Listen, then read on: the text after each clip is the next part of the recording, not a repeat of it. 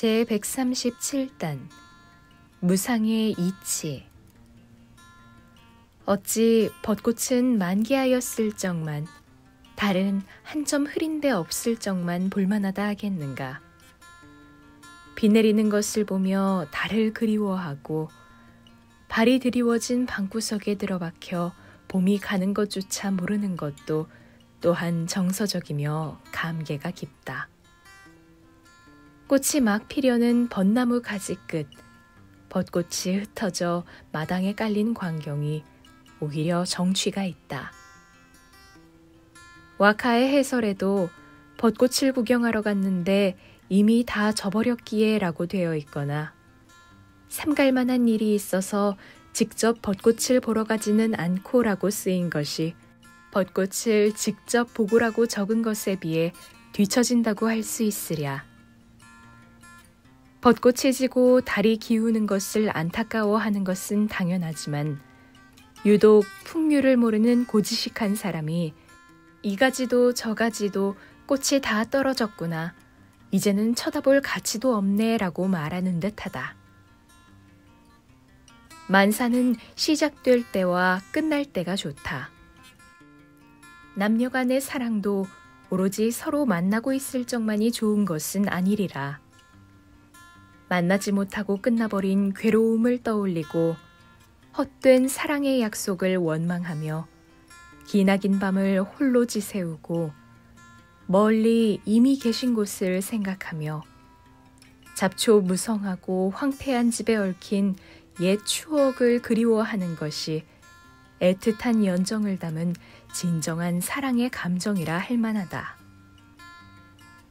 전혀 이지러지지 않은 맑은 보름달이 천리밖까지 내다보이는 것보다 새벽녘이 되도록 기다렸다가 뜨는 달이 훨씬 정취 있으며, 푸른 기운을 띠고 깊은 산의 삼나무가지로 보이는 달빛, 후두둑 비를 내리는 구름 속에 숨어있는 모습이 더없이 운치 있다. 잣밤나무나 가시나무에 젖은 듯한 잎 표면에 빛을 반사하는 달빛이 가슴에 와닿아 이런 마음을 나눌 친구가 있었으면 하고 도읍을 그리워한다. 대저 달과 벚꽃을 그렇게 눈으로 꼭 보아야만 하는가? 봄은 집을 떠나지 않고 달밤은 방 안에 있는 상태로 떠올리는 것이 훨씬 기대되며 흥취가 있다. 교양 있는 사람은 무작정 정취에 빠진 것처럼 보이지도 않고 뭔가를 흥겨워하는 모습도 담백하다. 시골뜨기만 유독 집요하게 매사에 재미를 찾는다. 벚나무 밑으로 다가가서는 곁눈질도 하지 않고 쳐다보며 술을 마시거나 렌가를 읊거나 하고는 급기야 큼지막한 벚나무가지를 무심히 꺾어버리기까지 한다. 샘물에는 손발을 담그고 눈이 내리면 발자국을 내는 등 무슨 일이든 한 발짝 물러나 은근히 감상할 줄을 모른다. 그런 사람들이 축제를 구경하는 모습은 참으로 가관이었다. 볼만한 행렬이 너무 늦게 오는군. 행렬이 올 때까지 관람석에 앉아 있어야 무엇하겠는가 라며 안쪽 건물로 들어가 먹고 마시며 바둑이나 주사위 놀이를 한다.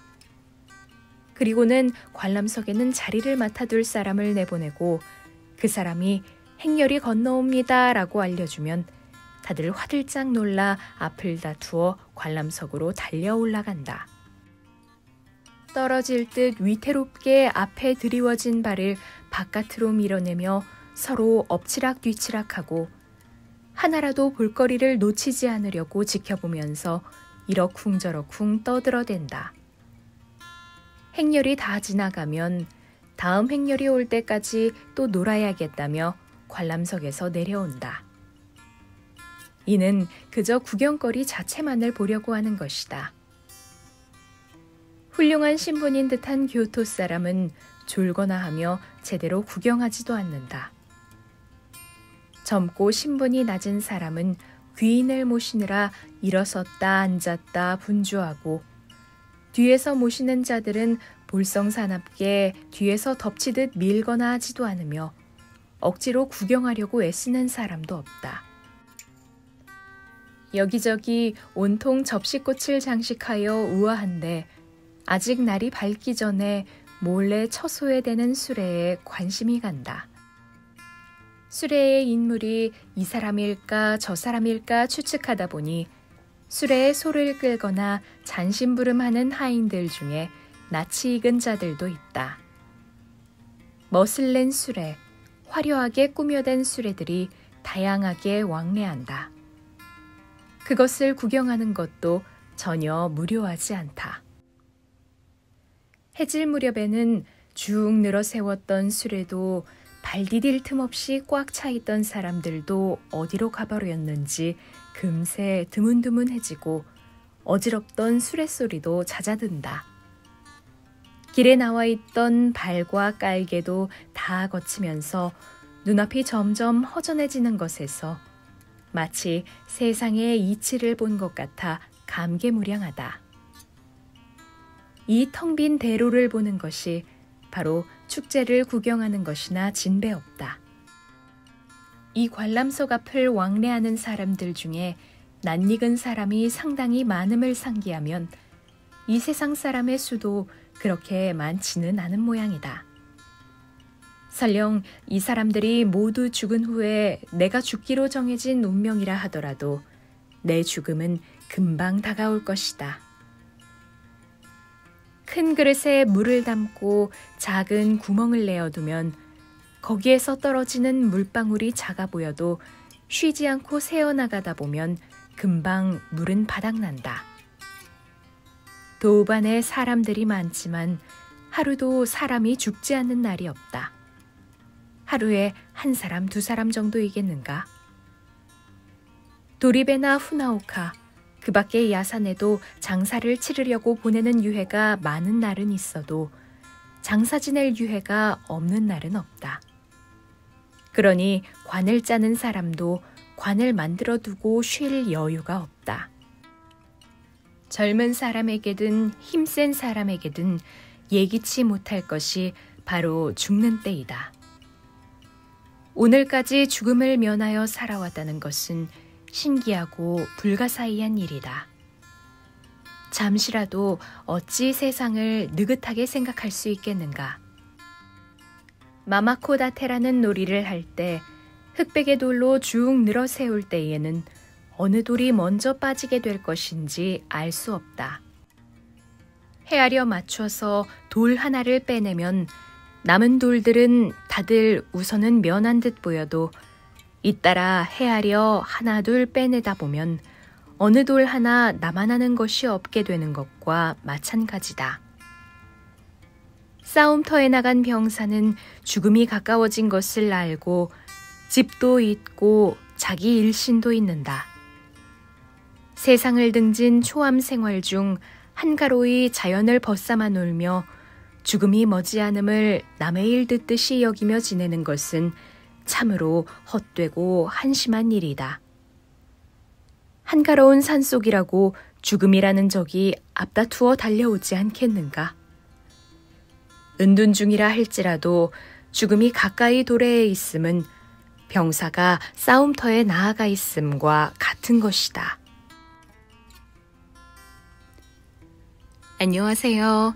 일본 국제교류기금 서울문화센터 문화정보실입니다. 이 인사와 함께 일본 고전읽기가 시작된 지도 벌써 1년이 훌쩍 넘었습니다. 처음에는 전대미문의 코로나 시국에 우리가 할 수 있는 일이 무엇이 있을까 고민하다가 나온 기획이었는데요.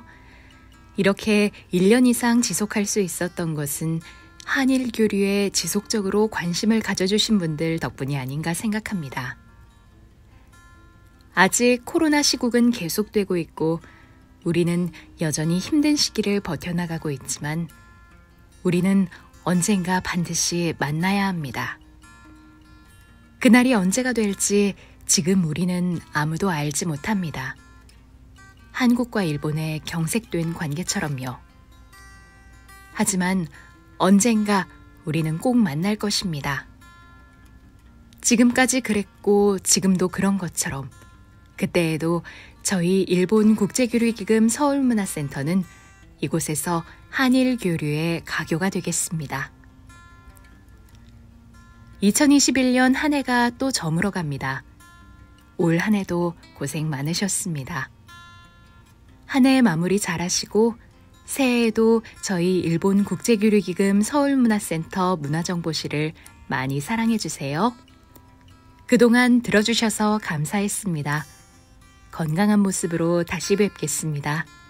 안녕히 계세요.